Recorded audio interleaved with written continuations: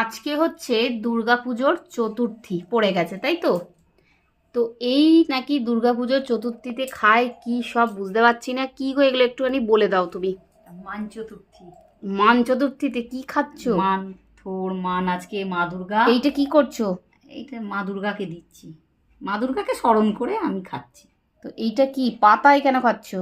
আজকে মান চতুর্থী, মান মা দুর্গা, মান মানে এর ঘরে, হাড়ির ঘরে, মেথর ডোম যারা তাদের ঘরে আজকে রাত্রিটায় থেকেছিল, আর এই মান কচু দিয়ে তারা খেতে দিয়েছিল। তুমি ওই জন্য আলতা ফালতা পরে নতুন নাইটি পরে খেতে বসেছো? মানে কি এই জন্য মান পাতায় খাচ্ছ? হ্যাঁ, মান পাতায় খাচ্ছি, মান ভাতে, থোর ভাতে, আলু ভাতে, কচু ভাতে, মটর ডাল ভাতে, আখের গুড়, দুধ, মর্তমান কলা, সন্দক নুন, কাঁচা লঙ্কা। এই সব খেতে হয় আজকে? আর তারপরে আবার খাওয়ার সময় কি বললে জানো? কথা বলতে নেই, এক আসনে একবার খেতে হয়।